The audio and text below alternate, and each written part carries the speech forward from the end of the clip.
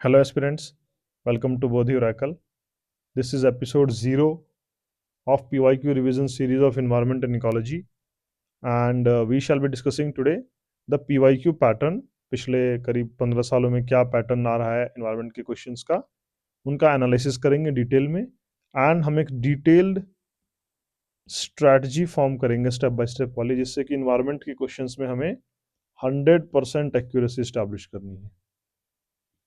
Right, तो आइए शुरू करते हैं, देखते हैं। ये टेबल हमें बताएगी क्वेश्चंस के ट्रेंड। तो हम शुरू करते हैं 2013 से 2025 तक कवर करेंगे। 13 में हमने देखा एनवायरनमेंट के 19 क्वेश्चंस थे जो कि dominated by biodiversity and ecology थे। बायोडाइवर्सिटी एक बहुत ही हॉटस्पॉट टॉपिक है, इससे बहुत क्वेश्चंस आते हैं, तो हम आगे भी समझेंगे इसको। 2014 में 20 क्वेश्चंस, आप समझ रहे हैं, out of 100, these are out of 100, 20 questions, 1/5 of the paper. ये स्टैटिक इकोलॉजी एंड बायोडाइवर्सिटी हाई। स्टैटिक इन्वायरमेंट एक ऐसा है जिसमें स्टैटिक की भी बहुत इंपॉर्टेंस है। फिर 2015 में 21 क्वेश्चन आए। अगेन आप देख रहे हैं ना, biodiversity and protected areas frequently. Protected areas बहुत ही इंपॉर्टेंट है, particularly protected areas which are in news. Next 16 में भी 21 क्वेश्चन आए। इसमें फोकस था climate change and conservation common. Right, तो क्लाइमेट चेंज क्या है, धीरे धीरे क्लाइमेट चेंज इंड्यूस होना शुरू हुआ। 2017 में 18 क्वेश्चन थे। फोकस था sustainable development and governance. Governance governance की एक टर्म आती है, इसको हम बोलते हैं क्लाइमेट गवर्नेंस। राइट, तो धीरे धीरे ये अपनी जगह बनाता जा रहा है। इसमें आते हैं वेरियस इंटरनेशनल ट्रीटीज, ऑर्गेनाइजेशंस वगैरह वगैरह। 2018 में 20 क्वेश्चंस थे। अगेन अगेन फिर से biodiversity and static ecology. Static ecology का मतलब होता है लेक्स, वाउक्स और ये ग्लेसिफिकेशंस और ये सब चीज़ें इंपॉर्टेंट है। राइट, तो static is very very important in environment are one of those topics environment is one of those topics where static is very very important, तो हमें static को इग्नोर नहीं करना है। फिर देखते हैं 2019 में अगेन 19 क्वेश्चंस थे। फोकस क्या था, climate change and pollution, pollution and waste. ये भी इंपॉर्टेंस बढ़ती जा रही है इसकी भी। 2020 में 17 क्वेश्चंस थे, थोड़ा सा ड्रॉप हुआ, ड्रॉप क्या, एक दो क्वेश्चंस ड्रॉप हुए। And current affairs link rising, यानी अब यूपीएससी को ये बात समझ में आ गई कि only static will not work, लोग रटकर आ जाते हैं, इसलिए हटाओ, तो करंट अफेयर्स का लिंक जोड़ दो। 2021 में 18 क्वेश्चंस दिए।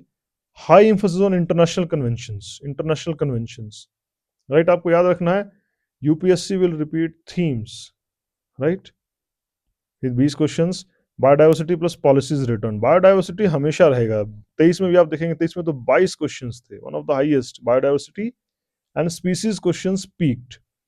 स्पीसीज जो है, स्पीसीज के बारे में कुछ भी कहना बहुत मुश्किल होता है, क्योंकि स्पीसीज एक दो जो है वो हमेशा कुछ उटपटांग आ जाती हैं। कभी मशरूम के बारे में पूछ लेंगे, कभी किसी के बारे में पूछ लेंगे, तो इट्स टफ, बट स्टिल कोशिश तो हम करेंगे ही। फिर 2024 में 19 क्वेश्चन आए, ये बैलेंस थे। क्लाइमेट क्वेश्चंस इसमें कम हो गए। इसमें क्या बात होने लगी कि फिर से इसमें थोड़ा बहुत international convention and current affairs को लिंक कर दिया गया। यानी ब्रॉडली आप देखेंगे तो यहाँ भी और यहाँ भी एवरेज नंबर ऑफ क्वेश्चंस जो हमें एक्सपेक्ट करने चाहिए, एवरेज नंबर ऑफ क्वेश्चंस हमें एक्सपेक्ट करने चाहिए 20 आउट ऑफ 100। ये क्वेश्चंस प्रीलिम्स में आएंगे। इसका रीजन क्या है?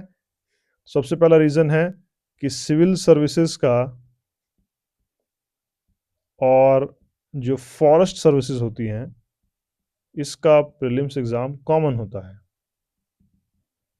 इन दोनों का जो है वो कॉमन प्री है। राइट, तो इसीलिए लगभग लगभग 20% ऑन एन एवरेज, हालांकि कई बार 25% भी चला जाता है, 22% तक तो हमने देखा ही है, वो इन्वायरमेंट का वेटेज होता है। तो इसलिए आपको इन्वायरमेंट को बिल्कुल भी इग्नोर नहीं करना है and take it. Environment is the lowest hanging fruit,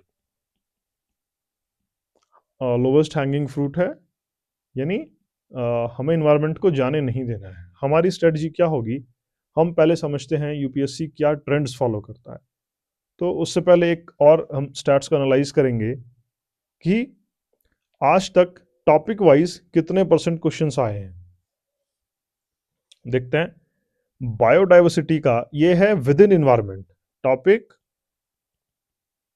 with in environment कौन से टॉपिक की प्रोमिनेंस रही है? तो बायोडाइवर्सिटी अराउंड 22% क्वेश्चंस बायोडाइवर्सिटी से आए, 54 क्वेश्चंस इसलिए, और बायोडाइवर्सिटी सबसे वास्ट भी है, right. Next is environment and ecology 14%, pollution remedies 15%, 37 questions आए। फिर क्लाइमेट चेंज है, Indian initiatives very very important, ये तो आपको बिल्कुल भी नहीं छोड़ना है, ये तो इंपॉर्टेंट है ही, ये 15% आया है। फिर global climate change initiatives and conventions, agriculture environment हालांकि कम रहता है लेकिन आता आ जाता है, and renewable and alternate energy, actually इसका आप देखेंगे 5% क्यों है, क्योंकि ये कवर हो जाता है इनिशिएटिव्स कन्वेंशंस में और ये कवर हो जाता है इन इनिशिएटिव्स में, राइट। तो हमें इसको इग्नोर नहीं करना है, ये कुछ फैक्ट्स थे, पेपर का हमने ट्रेंड समझा। अब आइए क्वेश्चंस का ट्रेंड समझते हैं, कैसे क्वेश्चंस आते हैं। तो चार ट्रेंड हैं। सबसे पहले ट्रेंड ए, ट्रेंड ए में यूपीएससी क्या करता है, आपको स्टैटिक कॉन्सेप्ट्स लेगा और एप्लीकेशंस बेस्ड कर देगा। एप्लीकेशंस बेस्ड कैसे कर देगा, एग्जाम्पल पहले क्या होता था, छोटे छोटे फैक्ट पूछ लेता था, डेफिनेशन पूछ लेगा, ये क्या होता है, कार्बन क्रेडिट्स बताओ, साइकिल्स बताओ, वगैरह वगैरह। अब क्या होता है, वैसे नहीं पूछता, अब पूछता है कार्बन साइकिल में बताइए ये स्टेप क्या होता है, ब्लू कार्बन क्या है, ओशन एसिडिटी क्या है, कार्बन क्रेडिट्स क्या है, and this is more now into applications, right. कोई सिचुएशन दे देगा, पूछेगा इसमें क्या हो रहा है, तो simple memorization no longer enough, what you need now is deep analysis. Exam में एनालिसिस की वैल्यू बहुत बढ़ रही है। ट्रेंड बी, इसमें क्या है, करंट अफेयर्स पर स्टैटिक, अब इन दोनों को मिक्स कर दिया। इसमें क्या पूछेगा आपसे, स्टैटिक सिलेबस को न्यूज से कनेक्ट करेगा, एग्जांपल न्यू रामसर साइट्स क्या आई हैं, ऐसे नहीं पूछेगा फलानी रामसर साइट कहाँ है, क्या पूछेगा, ऐसा ऐसा होने वाली रामसर, कुछ कंडीशन दे देगा कि कोई एक न्यू स्पीसीज ऑफ कैमल मिला है वो, या कोई न्यू स्पीसीज ऑफ बटरफ्लाई मिली है, वो किस रामसर साइट पे मिली है, इस तरह से स्पीसीज डिस्कवरीज को लिंक कर देगा रामसर साइट से। एंड ये कॉन्फ्रेंस ऑफ पार्टीज का आउटकम्स तो हमेशा से इंपॉर्टेंट रहे, राइट। तो यहाँ क्या है, लिंकिंग का कॉन्सेप्ट बहुत इंपॉर्टेंट है, और ये सब आपको कब समझ में आएगा,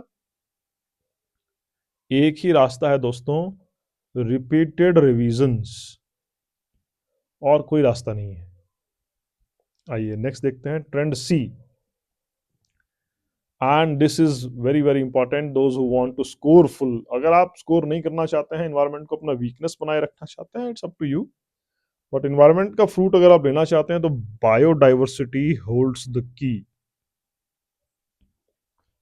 हमेशा क्वेश्चंस बायोडाइवर्सिटी डोमिनेंट होंगे ही होंगे, right. Biodiversity is the highest frequency, specially protected areas जो रामसर साइट्स हैं, या वाइल्ड लाइफ सेंचुरीज हैं, टाइगर रिजर्व्स हैं, आईयूसीएन लिस्टिंग, राइट।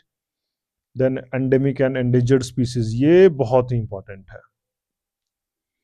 और बार बार क्या आएगा, स्पीसीज की मैपिंग करेंगे, हैबिटेट पूछेंगे कहाँ है, प्रोटेक्टेड एरियाज की लोकेशन पूछेंगे, इसका लिंक जो है वो जियोग्राफी से भी हो जाता है, और ये रटने की चीज नहीं है। बड़ा अजीब लगेगा आपको सुन के, लेकिन not to be purely memorized, इसके लॉजिक्स हैं, और वो लॉजिक्स आपको कैसे समझ में आएंगे, आगे जो हम अपनी पीवाईक्यू की सीरीज चलाएंगे ना, वहाँ हम सिर्फ पीवाईक्यू को सॉल्व नहीं करेंगे, बट हम एक काम और करेंगे जिसकी सबसे ज्यादा जरूरत है एनवायरनमेंट में, एनालिसिस। उससे हमें समझ में आएगा ऑप्शंस के एनालिसिस में कि कहाँ फॉल करते हैं और ये क्यों होता है। जैसे हम तो याद कर लेंगे कि जो नामीबिया से चीते आए उनको कूनो पालनपुर में रखा गया, हमें सिर्फ इतना नहीं समझेंगे, हम ये समझेंगे कि वहां क्यों रखा गया, कहीं और क्यों नहीं रखा गया। तो फिर क्या होगा, आपको लिंकेज करने में आसानी होगी, और ये आपको आंसर राइटिंग में भी हेल्प करेगा, यानी आप वन स्टेप अहेड रहेंगे बाकी एस्पिरेंट से। नेक्स्ट है, लास्ट ट्रेंड है, गवर्नेंस एंड एक्ट्स, ये भी इंपॉर्टेंट है, पर्टिकुलरली इसमें आपको ध्यान देना है इंडियन इनिशिएटिव्स ग्लोबल लेवल पे, जैसे आईएसए वगैरह है, राइट। तो इसमें हम देखेंगे, इसमें क्या आएगा, जो इंडियन एक्ट्स हैं, forest conservation act, environmental protection act, very very important. उसके बाद आपको water protection act, NGT, rules and functions of CPCB and वगैरह वगैरह। उसके बाद एक सुप्रीम कोर्ट मॉनिटर्ड कमेटी भी है, वो सब बहुत मैटर करेगा। याद रखना है, लीगल एंड इंस्टीट्यूशनल फ्रेमवर्क बहुत ज़रूरी है। एनवायरनमेंट एक बड़ा क्राइसिस है, इसको सिर्फ फैक्ट्स इंडिविजुअल लेवल पर डील नहीं किया जा सकता, इसलिए इंस्टीट्यूशनल फ्रेमवर्क बहुत ही इसमें इंपॉर्टेंस होल्ड करते हैं एग्जाम में, राइट। वो सब कार्बन क्रेडिट्स वगैरह इसी में आ जाएंगे। तो Just to summarize, what are the focus area with highest return? Number one is biodiversity and conservation, highest frequency. ये क्यों इंपॉर्टेंट है? इसका हाईएस्ट फ्रीक्वेंसी, बार बार इससे क्वेश्चन आते हैं। इन्वायरमेंट एंड इकोलॉजी बेसिक्स, ये क्या है? ये स्टैटिक फाउंडेशन है, यानी ये क्या है? This is static heavy. ये आपको रिपीटेड रिवीजन से हम लोग कराएंगे। Then pollution and clean up framework, ये क्या है? ये मॉडरेट है, कभी कभी आते हैं बट कंसिस्टेंट। ये मोर ओवर आपको करंट अफेयर्स से आएंगे, right. Next is climate change, conceptual questions rising, ये बहुत ही इंपॉर्टेंट है। क्लाइमेट चेंज में क्या हो रहा है? कॉन्सेप्चुअल क्वेश्चंस बहुत ज्यादा बढ़ रहे हैं। कॉन्सेप्चुअल का मतलब ये है कि कुछ स्टैटिक को एप्लीकेशन बेस्ड कर दिया गया है, राइट। तो इसमें क्या हो रहा है? एप्लीकेशन बेस्ड होता जा रहा है। तो और इसी में वो सब चीजें आती हैं जैसे ग्रीन वॉशिंग वगैरह वगैरह।